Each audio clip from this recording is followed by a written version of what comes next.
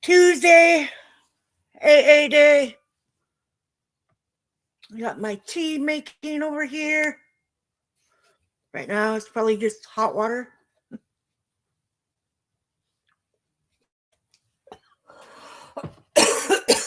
Tastes a little bit like tea.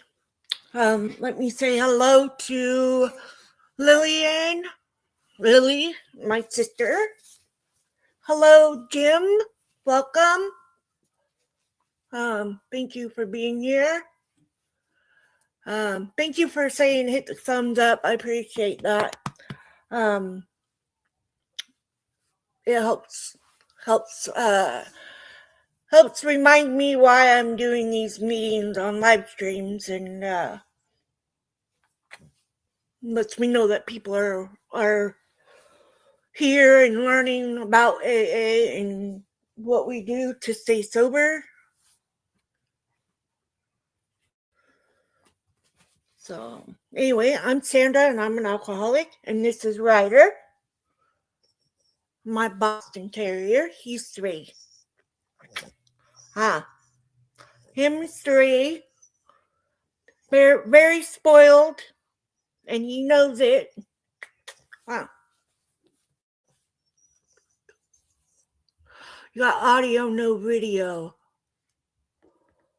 Okay, let me see.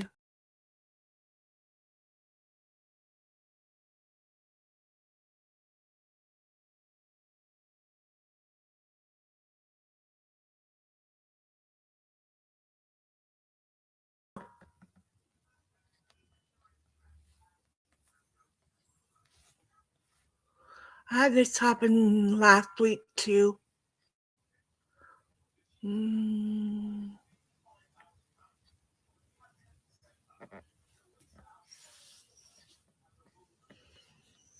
Camera.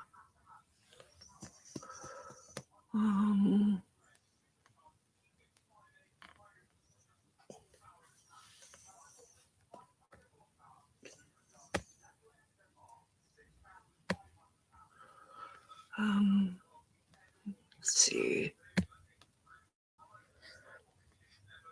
Hi, Melinda and Jerry. Trying to figure out why they have no video. Let me see here. Should be able to go to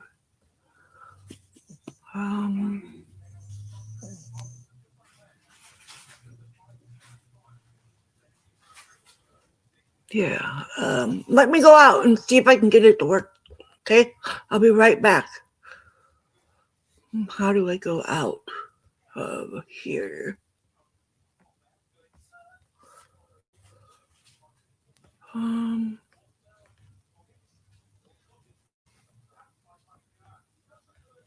Be right back.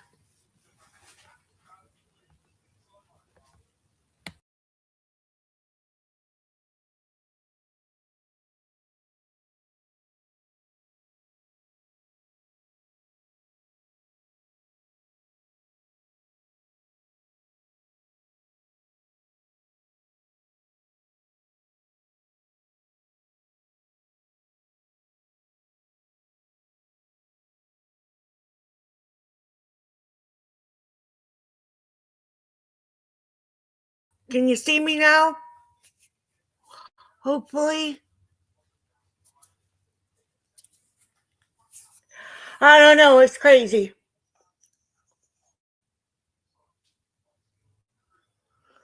I got YouTube over here going, and somebody said they had audio, no video, so I had to close out again and see if I am there now.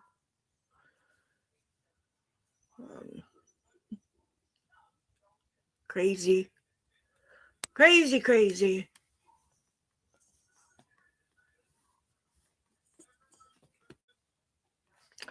Let me do this. Let me go here. Let me go here. It is a crazy morning for sure. Let's go to my channel. Let's go to view my channel. It says I'm live. Yep, I'm live, so you can see me. All right, good.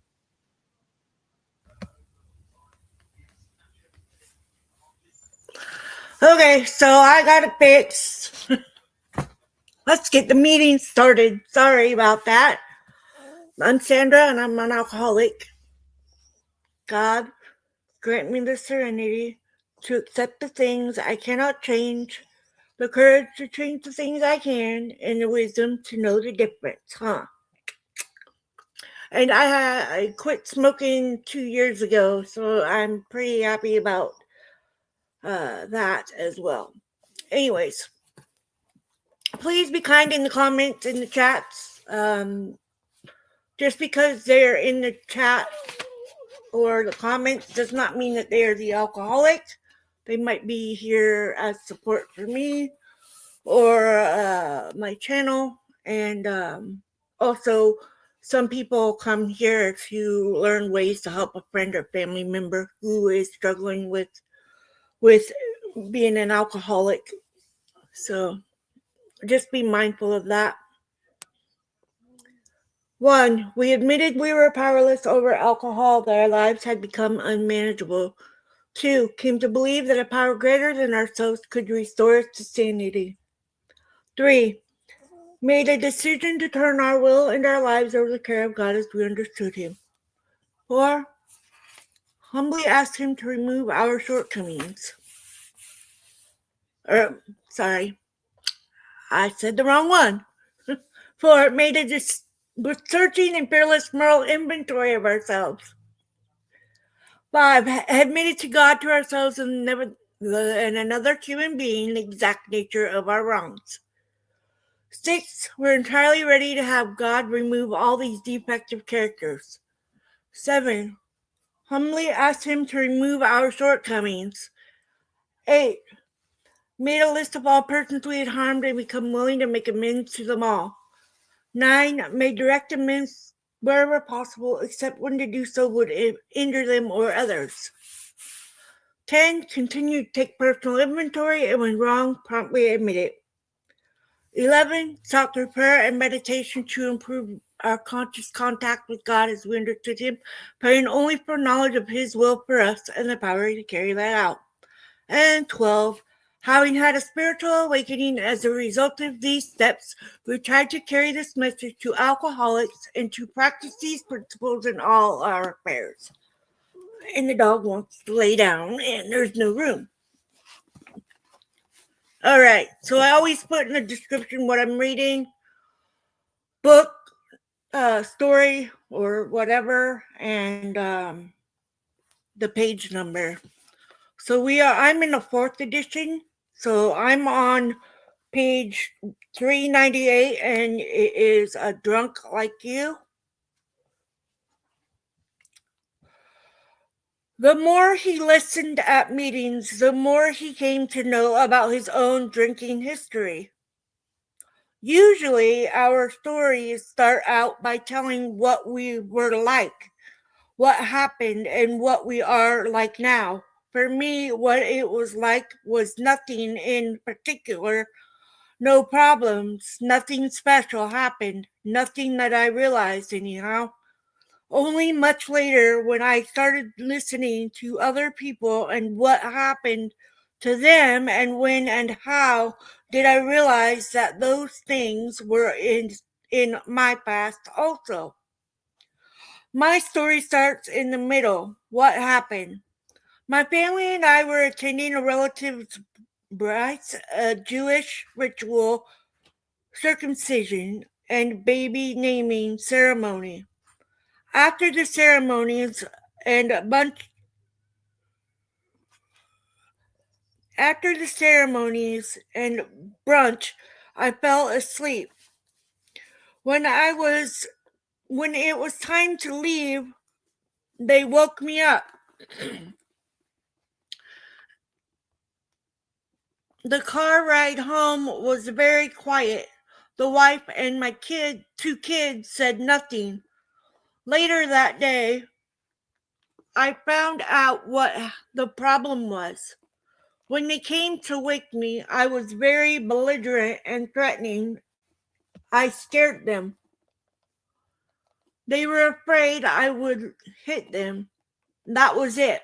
I could see that something had to be done.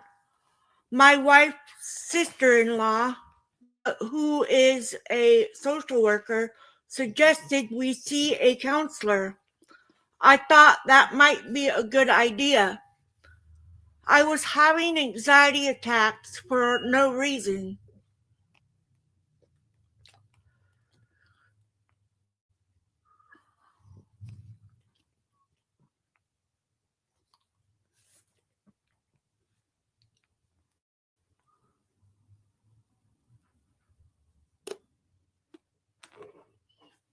Of course, I lost my spot. I used to be able to demonstrate products to high level executives of the corporation I worked for with no problem. Now, even minor product showcases were becoming difficult. Just a second.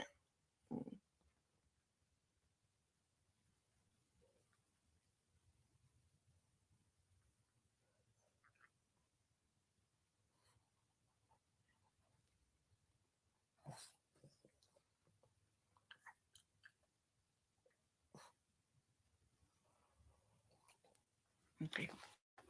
Sorry. Also, I was having trouble getting technicians to work for me. In the past, I had my pick because I was good to work for and the projects were fun with interesting new ideas. I always had a quick temper, but now things were getting out of hand. I would do things like beat up my desk with my desk chair.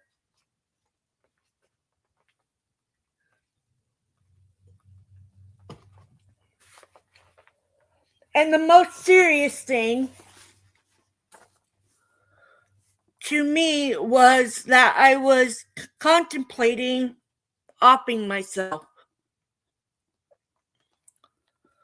I had an actual plan, a plan for an accident that would raise no question in the minds of the insurance company. So, in a moment of sanity, I decided it would be a good idea to seek help. If I hadn't lost my marbles, they were at the least very loose. So my wife and I found a psychiatric social worker at the local Jewish Family Service Agency. They saw us as a couple, then individually, then together, and so it went. When we were together, we worked on our interpersonal problems. When I saw her by myself, she would talk about drinking. I don't know why she kept bringing it up. I drank, but not that much. I never even mentioned my drinking except maybe to say, yes, I do drink. When she asked it wasn't the problem, the other things were. One day she read me some questions from a pamphlet which I answered honestly. She concluded that maybe I drank too much, and we talked about that for several sessions. One day she asked if I could limit myself to 5 drinks in a day. I said sure. That should have been my first clue that she might be right, but it didn't occur to me.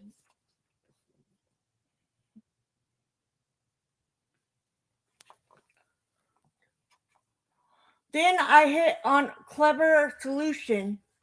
I have several academic degrees, and someone as smart as I was could solve this problem. The idea was to put off the first drink as long as possible and go to bed after the last drink. That worked out okay, and I told the counselor I was able to keep it to 5 a day with little or no problem.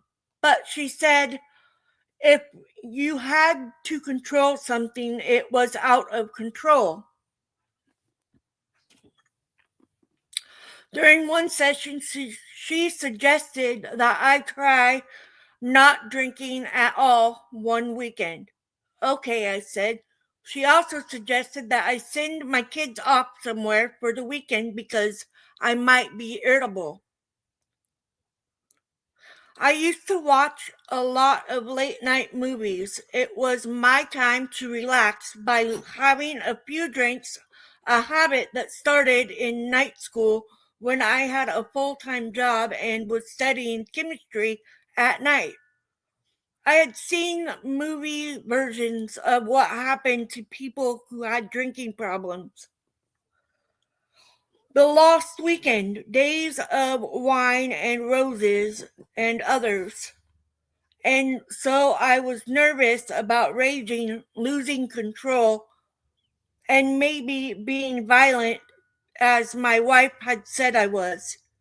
So we packed up the kids and the booze, all of it, and took all to my wife's parents. Much to my surprise, the weekend went well. No problem. And in the next session, I told my counselor so. She said, "What about the meeting?" I said, "What meeting?" She said, "The AA meeting." I said, "Sorry about that."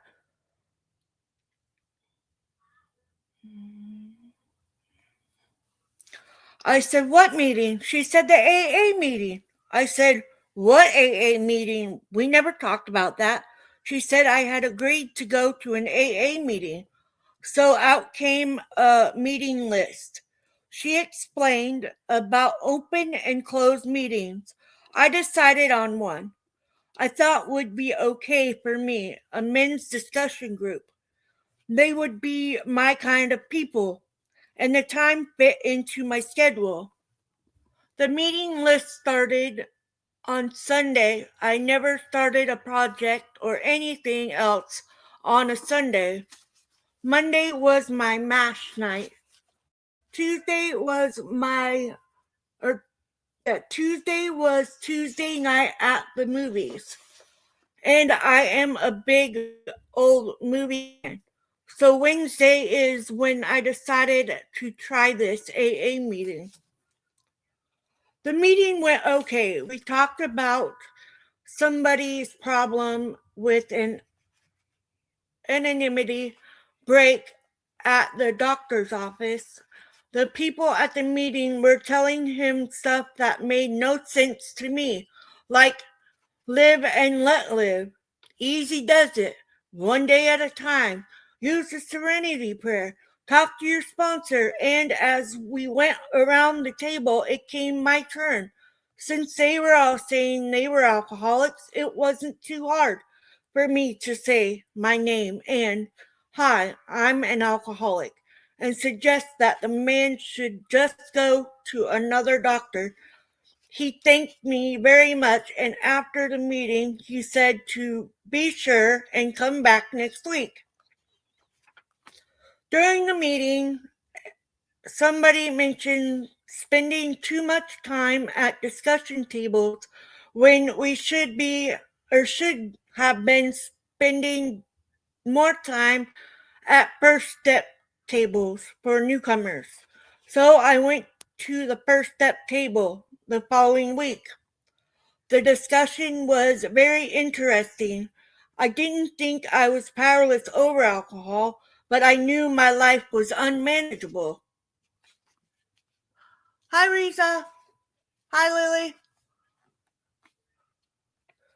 One night we were talking about when we started drinking, and I was saying that I drank all my life. Actually, I was given my first drink at my Bryce. That is usually done when a boy is 8 days old. So I said all Jewish boys start drinking early. I had to admit that after that it was just the usual milk and juice until I could sit up at the table with the family. And then there would be Kiddush wine every Friday night. Not great stuff.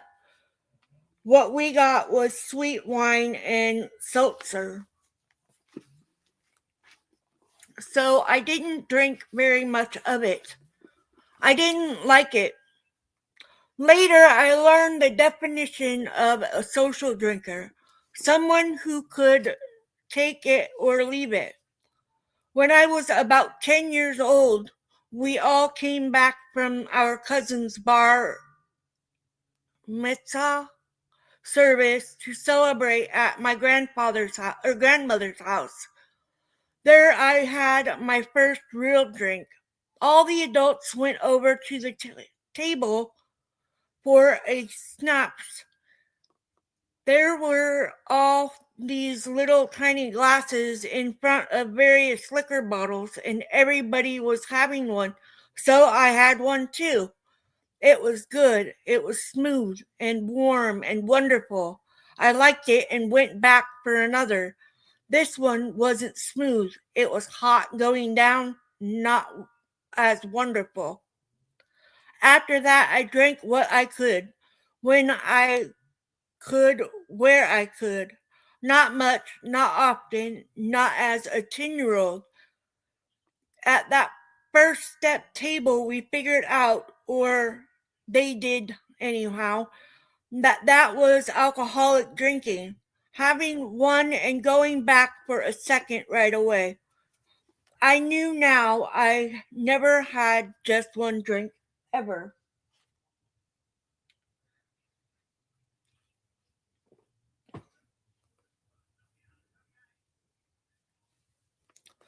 One night they were talking about how much they drank.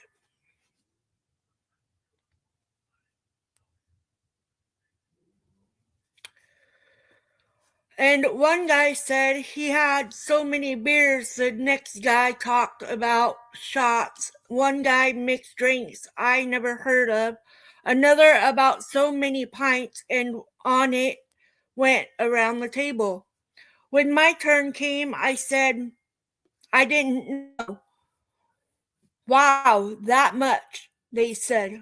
No, I said, I meant I didn't know the amount. I drank mostly at home and pounded or poured some in a tall glass and drank that and did it several times. Well, how many times did you refill? I don't know. Somebody asked it another way. He wanted to know how many did I buy. Well, I said I stopped in the package store every day. Oh, he said, how many did you have left at the end of the week? Well, he had me there. None, I said. He said,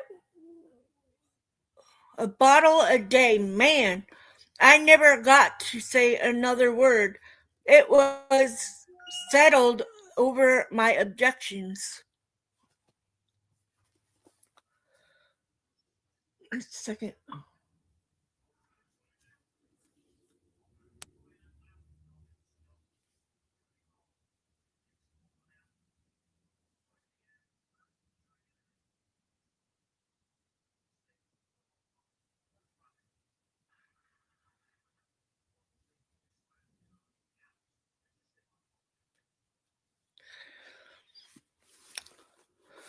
I saw the counselor once a week, and I went to this men's meeting once a week, and everything was getting better.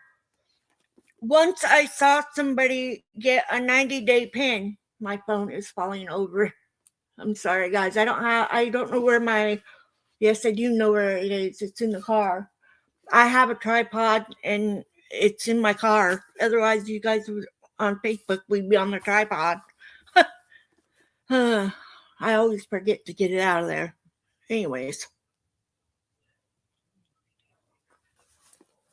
I decided not to get one, even though I couldn't see it from where I was sitting. I wasn't going to wear a AA sign. One day, somebody got a 90-day pocket piece that he could rub for luck, and I decided to get one of those. After my 3 months were up, I went to the literature guy and bought one. He said it would be nice if it was presented to me in front of somebody or in front of everybody. He said it would be good for the newcomers. It would show them that the program worked. So I told him okay and asked the leader of the first step table to give it to me. They were paying him to run the meeting, or so I thought at the time. Later, I found out that they were reimbursing him for the snacks. So the following week, I got my pocket piece and thanked everybody for giving me the power over alcohol. Now I was more powerful than alcohol because for the first time in a long time, I could choose not to use it. A couple of weeks later, the large company I was with, which had relocated me and my family at their expense, had a large staff cutback, and I was important or cut back fired. I thought I was fireproof.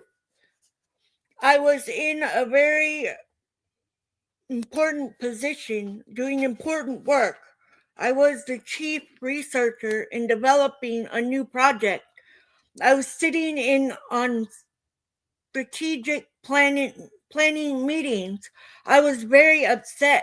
After all, I was better now and back to being a good employee and team player again. But to no avail, we were able to stay on site in special offices set aside for us to conduct our job search. As part of this job search, I was allowed to go to a professional convention being held in the Southwest.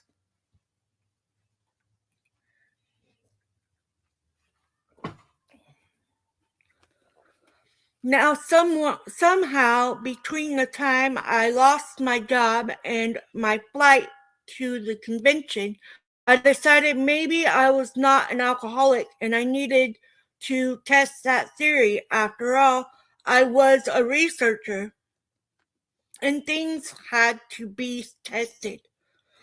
I decided that on the plane, it seemed like a safe place. I would put the question to the test. If I could have one drink and no more, I was not an alcoholic. Alcoholics can't do that. So when the stewardess came by to ask me if I wanted a drink, I said yes. She put two little bottles worked in a glass. No ice, thank you very much. And went up the aisle. On her way back, she asked if I wanted another, and I said yes. I drank for the whole flight, before dinner, during dinner, and after dinner. As we approached our destination, I searched in my pocket for a pin to fill out the in flight magazine response card. I found this large coin. I took it out to see what it was. It was my 90-day pocket piece. And I was reminded of what I was doing. And the thought came to me, wow, those guys at the meeting were right. I am powerless over alcohol. I put the coin back in my pocket, and from that day to this, some 15 and a half years later, I have had no urge to drink.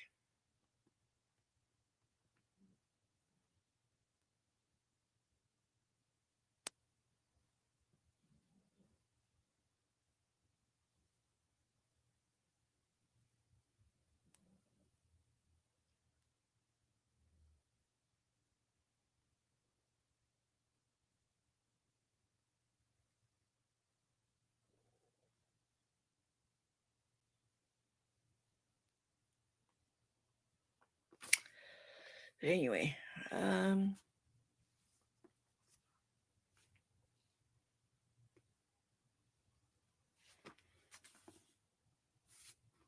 okay. When I got back to my meeting, I told them what had happened. I don't know why. It was not like the old me to fess up to anything. They were concerned only whether I was still drinking, and I said, no, I'm not. I was worried that they were going to take my coin back. All they wanted to know was what I was going to do now. I had no idea. They did, however. They said I needed a sponsor, so I found a sponsor. They said I needed more meetings. How many? I wanted to know. They said I only had to go to meetings on days I would have had a drink. They said I needed to identify, not compare. I didn't know what they meant. What was the difference? Identifying, they said, was trying to see how I was like the people I was with. Comparing, they told me, was looking for differences, usually seeing how I was better than others. One day we were talking about spiritual awakening. Everyone talked a little about what happened to them and when and how and all that. Then it came my turn.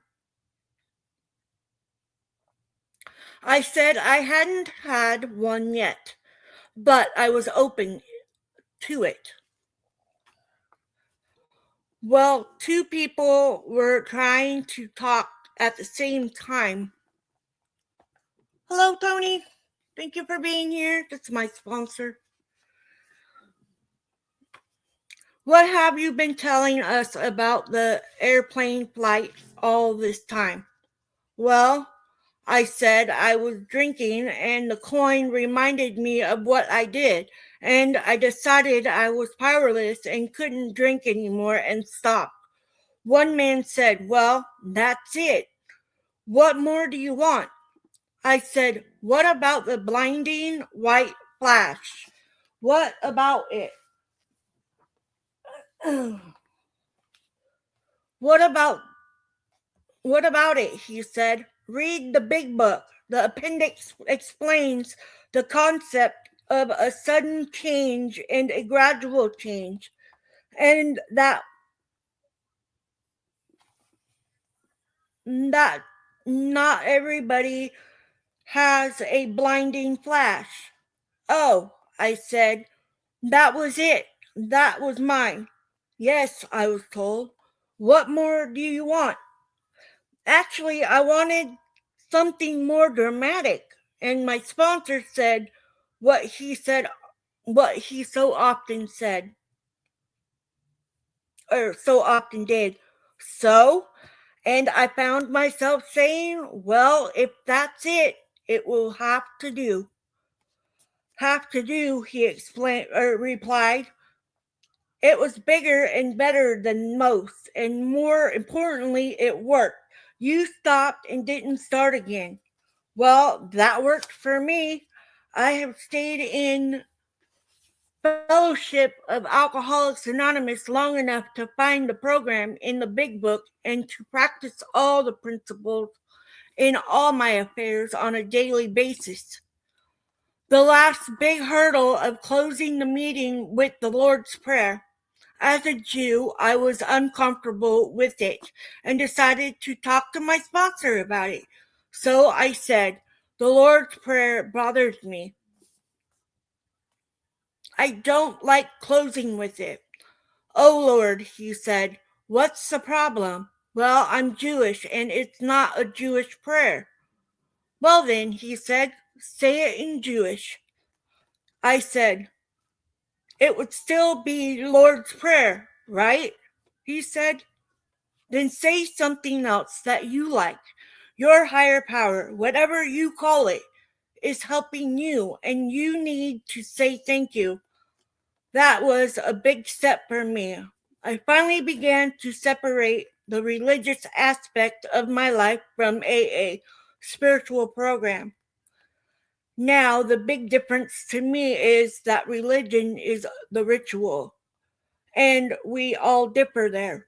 And spirituality is the way we feel about what we do. It's about my personal contact with my personal higher power as I understand him. Everything has turned around. I found a new job, which I then decided to leave. I opened my own business. I was able to put my two sons through college at large universities. My oldest son's great passion was to go on road trips to get away from home when it was time to come home on school breaks. Now he comes home regularly and brings friends.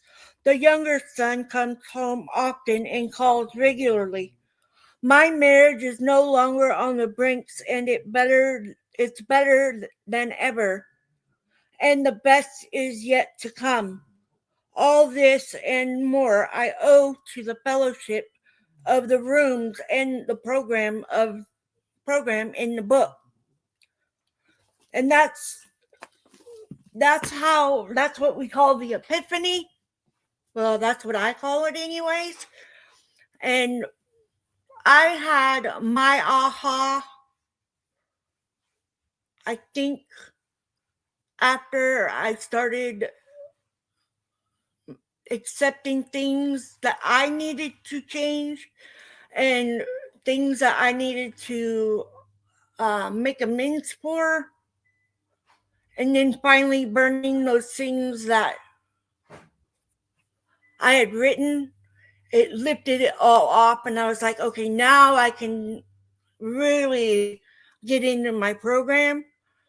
I've been doing this program for 11 years, a little over 11 years, and I don't know where I would be without the rooms and the people in AA. And I've been to several meetings, not just my home group, but I love my home group because they're the ones that helped me in the beginning.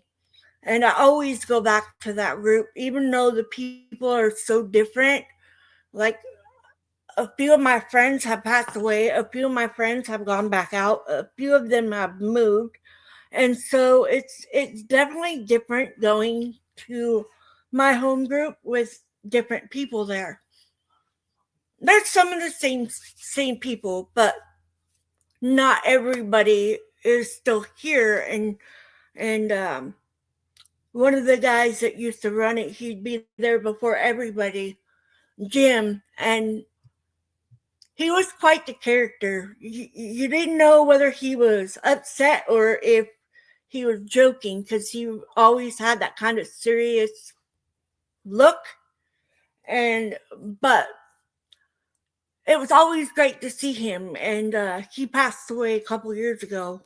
And then another friend of a good friend of his that was in AA with us all, he passed away too. And it's just, it's different without them. And some of my friends went back out at the times that we had the world thing going on, and they went back out and they maybe haven't found their way back yet. I don't know. But no matter what, we cannot base our aha moments on it being something huge, because it's not always something extravagant, or we're doing something that makes it bigger, and it just happens. And I started actually being able to listen to music that had alcohol named in them. I was able to go into the grocery store and go down that aisle that I always tried to avoid. So those are things that I did when I first got sober. I just completely cut all of those things out. I put blinders on. And then finally, eventually, I started being okay with going to places like that. I've been in bars since I've been sober, and it doesn't bother me. Um, I was strong enough to go to Reno and not pick up a drink at all, and that was like a major shock, because there's free alcohol at the casinos, and I didn't drink, and so that was a major test right there, and I made it. And when I first started AA, I did go into a bar there in the town that I started AA in, and we had dinner, and other people were drinking, and I was like, I'm just gonna have a Coke. And so that's what I had. I had a regular Coke, and I went to a YouTube meetup, and people I've seen here on YouTube, but nobody that I had met in person. And so it was all new to me, but I knew that I needed to go and do something, step out of the home zone, and go face one of my major triggers that I would normally not do, and that's be more outgoing. And so me and my sister, we went on our first solo trips with each other. We went to a YouTube meetup, and it was our first time camping by ourselves, first time around all these people, first time on a road trip by ourselves. Otherwise, we've had our husbands or our parents or other friends going with us, and it was different. I had a lot of fun the first trip. So there was all this alcohol there, and when I walked up to the main person's site, a guy turned around with a big old jug, and I was like, "Oh nope, recovering alcoholic. I don't want that." And they respected that, and that meant a lot. And I've been open about my alcoholism with everybody in every place, and I say that I'm sober with pride, because I've done it, and I keep doing it, and I keep working these steps. Every day of my life will be committed to working these steps. That's what they ask us to do, and show us that we can get through that way and live a great life of sobriety.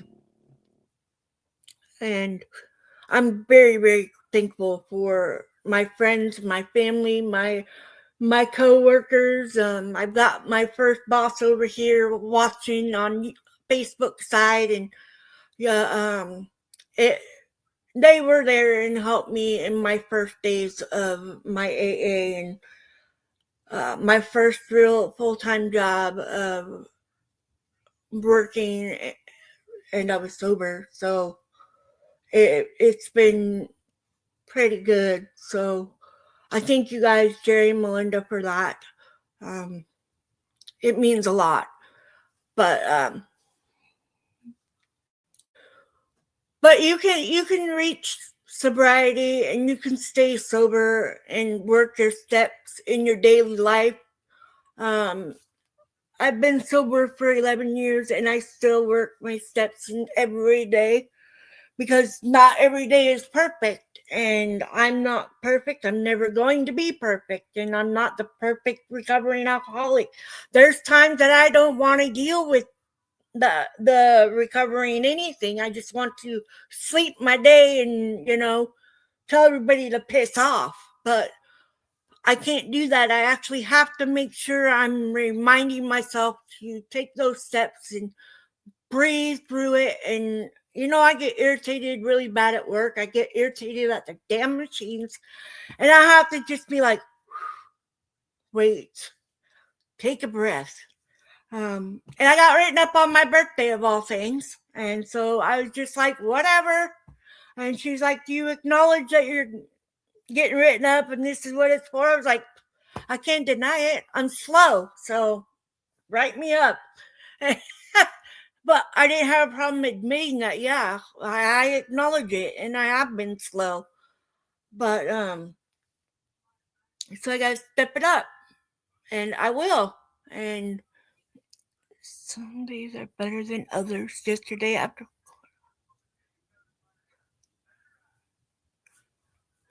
that's good. When you can push through it and stay sober, that means that you're working those steps in your daily life, and it's good to do that. And yeah, if you have to go to court, it it will be better for you to stay sober, no matter how stressed it makes you. Um, I know I have those really bad days that I'm just like so over it that I just want to curl up in a ball and say screw this day and you know give it up. But we actually have to push through it and use those steps that we are taught here in AA on how to make it through it and stay sober. And every single day, even the hard days, are worth the sobriety. I get it. It's hard on days, and it's going to be hard on those days. But it is so worth every single day to be sober. Um, I've made some really awesome friends, and I don't know where I would be without my family and my friends and my AA groups. And doing these meetings here help me as it's helping you.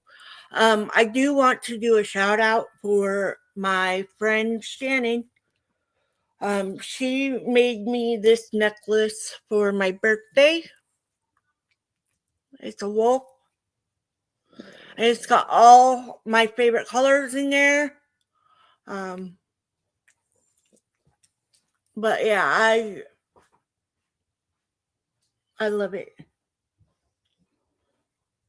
Thank you for my necklace, Shannon. I appreciate you. She's actually one of my coworkers from one of the first buildings I worked in, and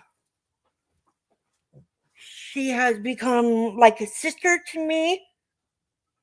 So um, she makes me bracelets and all kinds of beautiful stuff. But I always shout her out for her jewelry.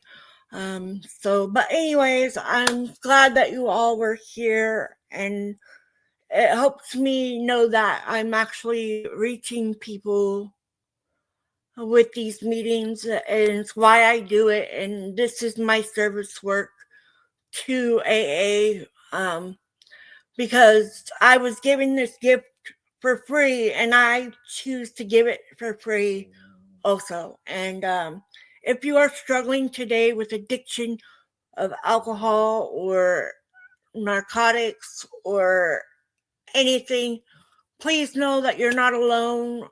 There's others just like you. We're all different, but we all have that link of addiction, alcoholism, narcotic addiction, you know. So if you're struggling, just know you're not alone. And there's help absolutely everywhere. I tell you, everywhere. I am not the only one that does AA meetings on here. But yeah, I'm glad that I'm able to share what I've learned from AA and how I work it in my daily life. And I'm more than happy to give the gift back to you guys. So I'm going to say the Lord's Prayer this time, because that's what this one was telling us, is that we do have our own God of whatever, and we do have our higher power. And so I do use both. So, our Father, who art in heaven, hallowed be thy name. Thy kingdom come, thy will be done, on earth as it is in heaven.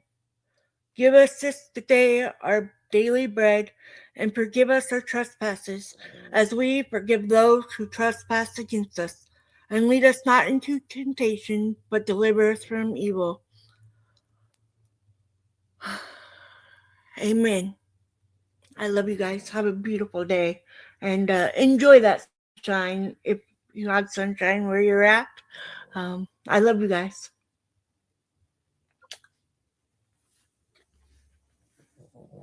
You're welcome. That's what I do it for. The Lord's work. You're welcome. I'll be back on Thursday at 7 p.m. Pacific Standard Time. I love you guys.